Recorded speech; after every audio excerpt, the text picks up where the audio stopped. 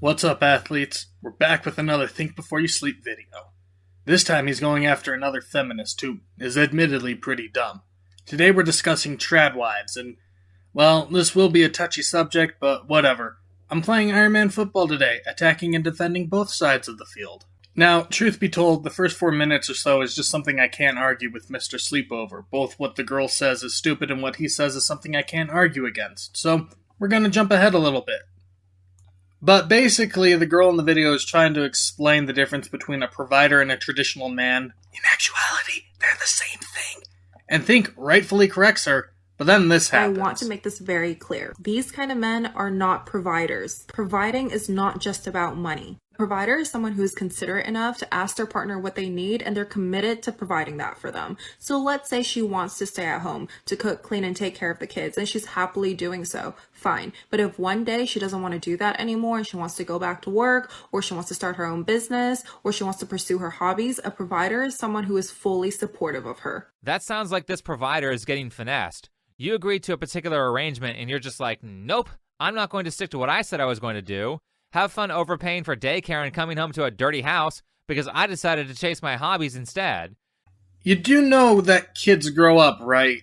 You do know that there will be many points in a relationship, especially when kids are going to school, that a trad wife is going to have a lot of free time, right? The early stages of childhood are a time where there should and needs to be a parent home for the kid. But once that kid hits school, it ain't going to take you all day to clean the house. Besides, what exactly needs to be cleaned every day? You don't need to mop the floor or vacuum every day. You don't need to do a deep scrub of the toilets every day. Laundry doesn't need to be done every day. If there is no kid or this kid is at school, what exactly is a trad wife supposed to do every day? There aren't that many chores that need to be taken care of. Yes, relationships are a partnership. If I got married and I was bringing home the bacon and we have a kid and she agreed to stay home and take care of the child while I was at work, that's not a negotiable thing while the kid is at home. But once that kid gets off to first grade, I'm not going to ask her to stay home all day. If she wants to work, why not? The kid's at school. What's she going to do all day? Earlier in the video, Think says that a lot of lazy people just try to be a stay-at-home person that doesn't do any chores. Well, guess what? That's what's going to happen if there are no kids in the house. If you are not going to let your wife have her own hobbies or work a job simply because she agreed to stay home and raise a child while you make the money, and the child is at school now, you are controlling. There is no other word for it. If you will not let her work or have hobbies at that point, you're an asshole. Do you guys want to know how you're listening to a sociopath? She doesn't ever flip her words around and see how it would feel if someone did that to her. Imagine if I came into the relationship as a lawyer who was going to make partner, but one day just decided, Nadine, I'm tired of working 70 hours a week to buy you luxury purses, so I decided that the most fulfilling thing for me to do is chase my dreams to become a professional Fortnite player. Nadine is like a girl boss software engineer or a billionaire secretary or something. Surely she can afford to take care of a man who's just trying to live his best life, right? What? In this hypothetical situation, she's making billions as a secretary. If you have billions of dollars as a secretary or just a successful boss in a software company, you don't need a second income.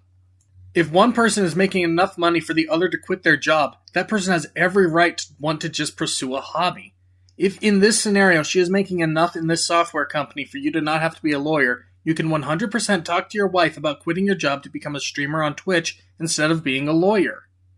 If you have a strong relationship where you actually care and love each other, she will agree and let you follow your dreams while she keeps raking in the money. You can't just drop something like that on a dime. You have to have a conversation. This is why relationships fail. No one has a conversation with their spouse anymore. They just make these horrible decisions without asking their spouse.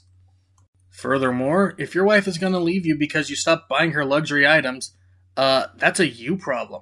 It's not a relationship. If you got yourself into that kind of a relationship, you have only yourself to blame. Oh wait, I know she wouldn't put up with a guy doing that because she constantly belittles men who want to split the bills 50-50 with passive-aggressive statements like this.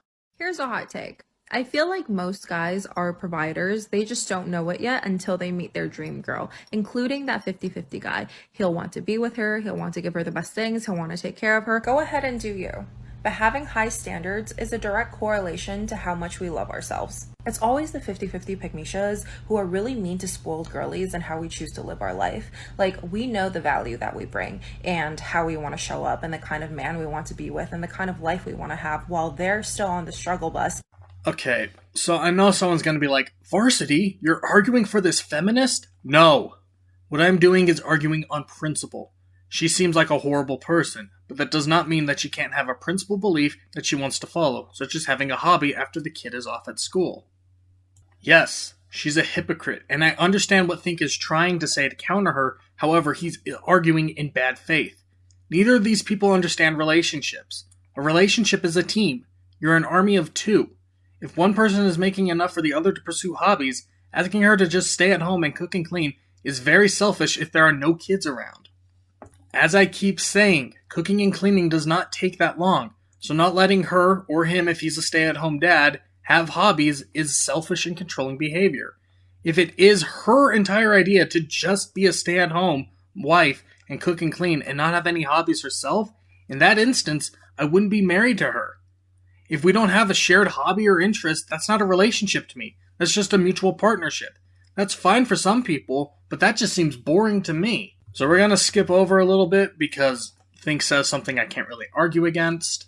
Okay, so if you think it's insulting for a guy to want to split the bill, then don't you think he might think it's insulting that he is expected by you to pay for everything?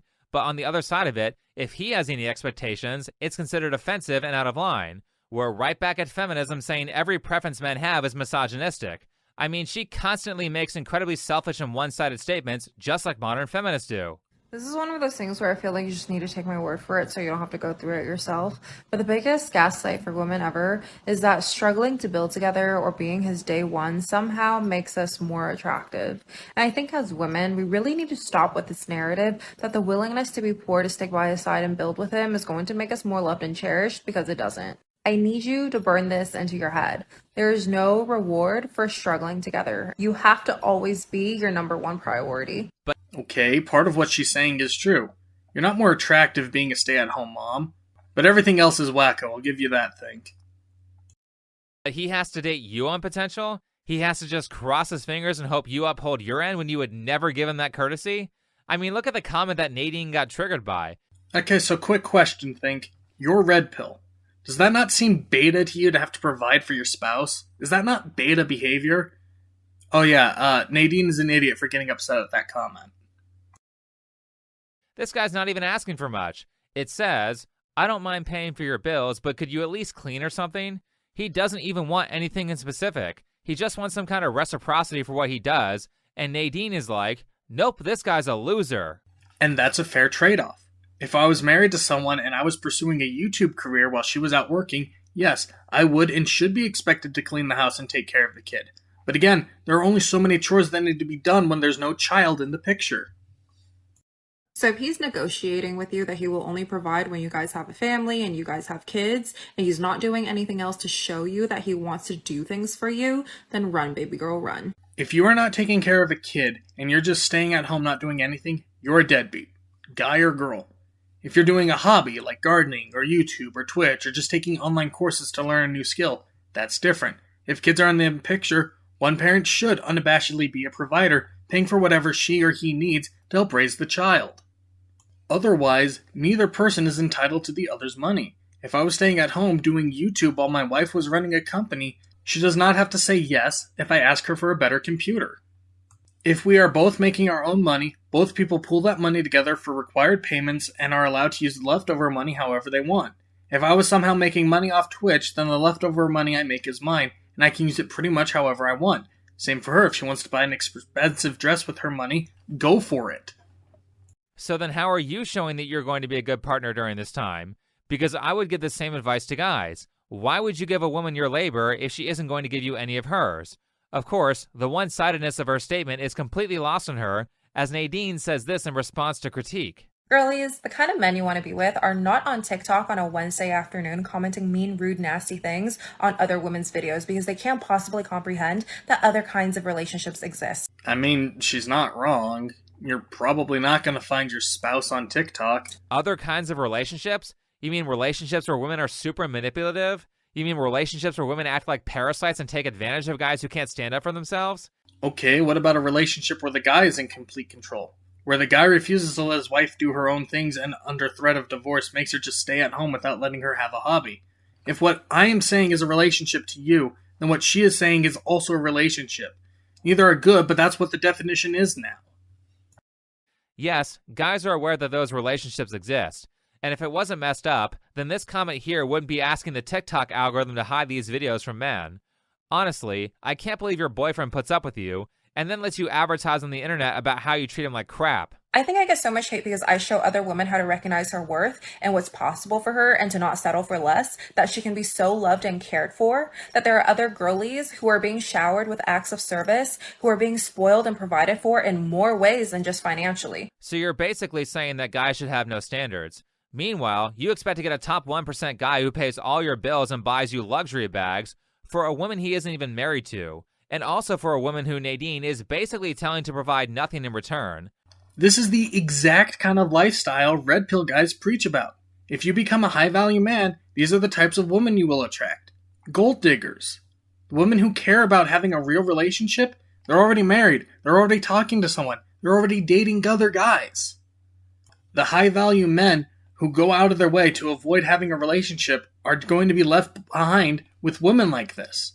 To some of these guys, that's fine because usually these women just give them what they really want, sex. In return, she doesn't have to lift a finger. Ironically, Think is arguing with the type of woman that, if he continues being red pill, are the kinds of women he'll probably end up dating. And I'm not kidding. Despite saying that women should have the most impossible standards on the planet because mathematically, 99% of women aren't going to be able to find a guy who can afford the lifestyle she's promoting. 99% of guys aren't going to find that super hot supermodel either. It goes both ways. So despite that, she's telling men who are way above average to lower their standards and date average women. The red pill does the exact opposite, saying for guys who are average to go for more attractive women, and then both sides wonder why they can't get a suitable partner. But anyway, the attractiveness of someone, while important, is not completely necessary. A relationship is a lot more than looks. It's about interest, hobbies, work, ups and downs of life, etc. There's more to it than looking good. Most people are average, and that's okay. I would much rather get married to an average person who likes Star Wars and Rainbow Six and soccer than a model who just looks good. Can I just say how happy I am to see more and more normie spoiled girlies? Like before, it might have been aspirational because we just see these ultra luxury couples and the girls who are being spoiled are all these stereotypically attractive ones. So it didn't seem that attainable. But now we just see everyday normal couples. Guys are so loving, so caring, so attentive, so sweet, and their relationship is just like so cute. Now all of a sudden the girls are like, wait, I want that. That's everything goals. Why don't I have that for myself? And honey, you absolutely can. Just stop dating dusties and guys that you have to convince to be a certain way. Date the ones who are already convinced that you're worth it. Yes, that's called being manipulative because that's the only way you can get a guy who's giving his best when you don't give your best. What? This is not manipulative. That is good advice. Sure, it's coming from a bad person, but in a vacuum, that advice is good, legitimate. I guess in context to who she is, that's a manipulative statement, but throwing that out there like you did is not manipulative. Again, I don't think this girl has one empathetic bone in her body because I've never seen her take the perspective of what men might want, which in the most generous interpretation, assuming that I might have just missed that video, it means she rarely does it. Certainly none of her popular videos do it. I mean, at least the sugar baby I showed earlier did stuff for her partner. I mean, most of the more popular red pill videos aren't exactly the ones that give advice to men. The popular ones are the ones that rag on women. Your channel is like this. I did some digging. Your more popular videos are the ones where you go after women, not give advice. I've watched the ones where you give advice. They're not nearly as popular. At least the girl who shot all day cut fruit. Nadine is essentially saying that she is less than a sugar baby. And even if she doesn't act this way in her personal relationship and does reciprocate in some way, by always saying, me, online, she is teaching her viewers to be selfish and not engage in reciprocal relationships. Is that not what the red pill does? The me mindset? You don't get to play the high ground here when you have expressed these red pill views and then criticize someone for having those same views, but just for the opposite ideology. Okay, maybe I'm assuming a little bit here. Maybe I'm pushing it just a little too hard here. Wait, Sprinkle, sprinkle. Did that post just say sprinkle, sprinkle?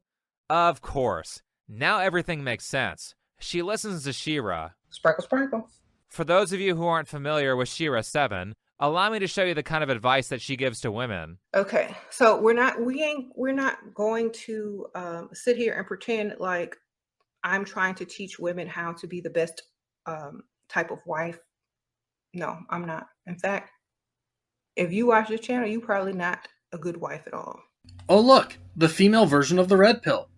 No red pill guys offer to tell you how to be a good husband or how to be a good father. That's what this new Sneeko drama is all about. The red pill doesn't care about relationships and being a dad. She's doing the exact same thing, but it's bad to you because it's directed towards women? Can you tell me why this is bad but red pill ideologies aren't? Because the red pill ain't about the MGTOW ideologies anymore. It's not about having lived your best life as a single man. It's about something completely different now. And that's probably why you stay paid and probably still together. Good wives is left. Good wives become divorced wives. I'm not here for ethics, morals, and values, and karma, and all. I'm not here for that. I'm here to get you this bag and to keep you that bag. Well, at least you can say that She-Ra is very honest about who she is, but that doesn't mean she gives moral advice, nor does it mean she gives advice that's not manipulative. Again, neither does the red pill. You can't be complaining about the evil things Russia is doing while supporting Israel. If you're upset by what these women are saying, but then agree with people like Fresh and Fit, you're a hypocrite. And I'm not saying that you agree with them specifically. I've watched the end of the video. You go after the red pill content creators. But again, this is on a principle level. Nor does it mean she gives advice that's not abusive. I mean, She-Ra will actively tell women to sabotage the guys they're with so they can't leave them. And don't try to fix these dudes up. Like, don't try to give them no makeover or nothing. Get their money and stop, because you're going to make them look too good and other women are going to take them.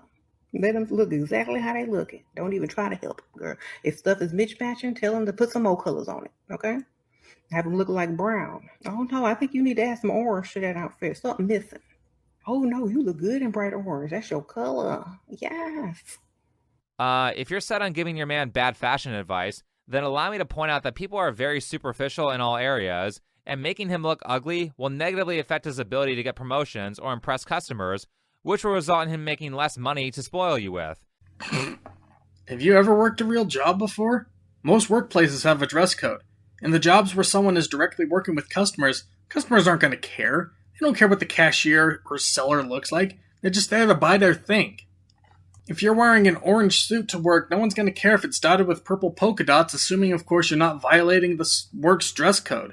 They might laugh at first, but that's it. You wear dumb clothing, your boss isn't going to care, again, unless it's violating the dress code. And if you're still good and a hard worker, you can still get promoted. You might have to change your outfit higher up, but you can still get that promotion by working hard with an orange and purple suit. By the way, if you're a guy and you know nothing about fashion, then color theory and knowing what colors to wear is an easy place to start. If you want to learn more about color theory, then you can watch this video here, or you can just Google it. These days, fashion is very scientific, and people have pretty much figured out what looks good for every skin tone and body type. People care way too much about fashion, fuck's sake. Oh, and also, I figured that this was worth mentioning because she is one of the most popular creators in this space. Guess who also listens to She-Ra? Oh, and someone that's quite controversial, but I think she's so funny, She-Ra 7. I used to listen to her so much when I was going through a heartbreak because she would make me laugh. And I think laughter is also something so good. And I think some things she said are actually really valid. And some women need to hear that and need to realize that. She says it in a very controversial way, but I think her main message is women should ask for more because they deserve more. Again, it is no different than someone like Andrew Tate. She might in fact have some good advice, just like Andrew Tate had some good advice. That doesn't mean that they're good people. It's not controversial, it's sociopathic. She's telling women to manipulate, abuse, and cheat on men or be a homewrecker for money. The red pill teaches men that the only thing they should care about in a woman is if she's had sex before, to sleep and hook up with countless women and leave them on the curb the next day. It's two sides of the same coin here. Sure, She-Ra sometimes says things that are funny, but I would be very suspicious of a girl who listens to She-Ra unironically. I'd be very suspicious if someone listened to Donovan Sharp unironically. I'd be suspicious if someone listened to Hassan every day unironically. I'd be suspicious if someone listened to Tucker Carlson every day unironically.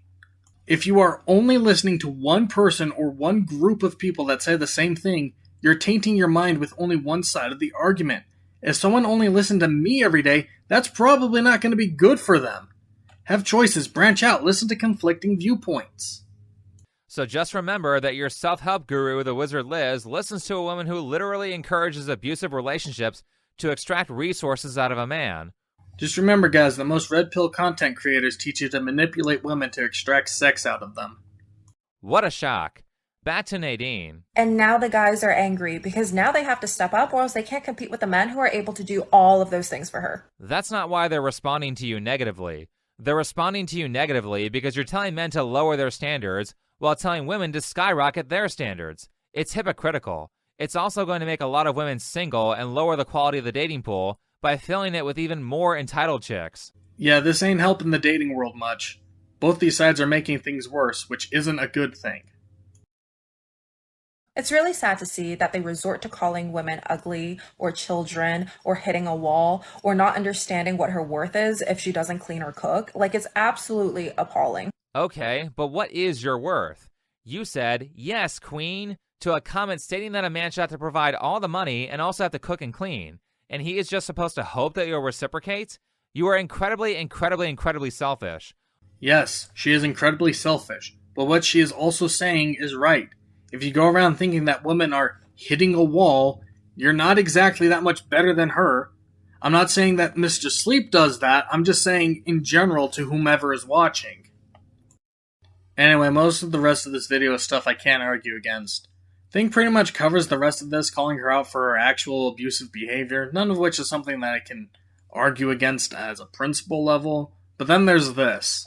So I saw someone say that you can really tell how much a woman loves herself by the partner she chooses. I never understood this when I was younger, when the older, wiser girlies would tell me that I have to first give myself everything that I expect from a man. So if I wanted to be spoiled, I have to first spoil myself. I took spoiling myself and giving myself everything that I wanted to the next level and became a hyper-independent girly. I could buy my own house. I took myself to nice spas. I took myself to really nice vacations. I had a great career. I could do everything on my own. Why did I need a man? You would think that someone who is going on TikTok to give relationship advice to women would actually do some research on common issues that women have in the dating pool. A strong one being that women will pretty consistently price themselves out of the market by being high earners and then still expecting the man to make more than her. That's pretty much a Tinder thing. If you meet people in the real world, like at school or work, they're not like that. Pretty much only on the internet or in more materialistic areas like Vegas or Miami. Now, I wanted to end this here, but then he said this. Y'all need to learn how to be selfish, because which selfish bitch do you know lives a bad life? No one. We've all had that one friend who likes to take the best piece of the cake with like the chocolate sprinkles on top without a second thought and without asking if anyone else wants it. Or that friend who picks the best bedroom at the Airbnb even though you booked the trip. Yeah, they're selfish and inconsiderate, but guess what? Who's living their best life? Who has the best slice of cake? Who's having the best night's rest at the Airbnb on vacation? They are. They want all the best things in life for themselves and they don't really give a shit about anyone else. Actually, I've known lots of people who are hyper selfish that live bad lives. Because if they keep pulling that stuff, nobody will want to be friends with them. Sure, they might get the nice piece of cake, but have fun when things go bad and everyone is cheering for your demise instead of rushing to help you. So I don't know, maybe this girl is an adult who is still in high school, but generally, people who display that kind of psychopathy are hated by their community and eventually get shunned by it. However, people always want me to talk about red flags, so here's a big one that you can see in this type of content. And this is something that works in general. If someone is a good person and you do things for them, they will feel guilty if they don't return the favor. So if you're around a person who you provided a ton of things for and they in no way feel like they should return the favor, or at least make an effort to, then they are probably not a good person to be around. What are you talking about? I do things for my friends and family without asking for anything in return because I'm a good person. I don't ask for anything in return because I don't need anything in return. If I bake a cake for someone who's sick, I don't need them to pay me back in any way. That's about all I've got to say for this video. Now I will give credit for the end of his video. He does actually give some advice, and he does start to call out the red pill. So I'll end this video with his closing remarks, and I will see you all later. Real talk for a second, though. I've met a number of people in the creator space, and you would be shocked to find out how many of them are degenerates, narcissists, and sociopaths who have no business giving relationship advice. Some of them are more obvious, like Pearl Davis, who embodies literally none of the traits that she tells women to have in order to attract a man, and some of them are less obvious and are being exposed by all the infighting that's been going on in the anti-woke space. And it's to the extent that I think that maybe, and I say this as a person who often gives relationship advice on the internet, but maybe a decent alternative or a good supplement is for people to log off the internet, go find people who have the thing that you want, and ask them how they got it. I think you'll find better advice by doing that, instead of exclusively listening to people who often say things not to help you, but because it will get them views.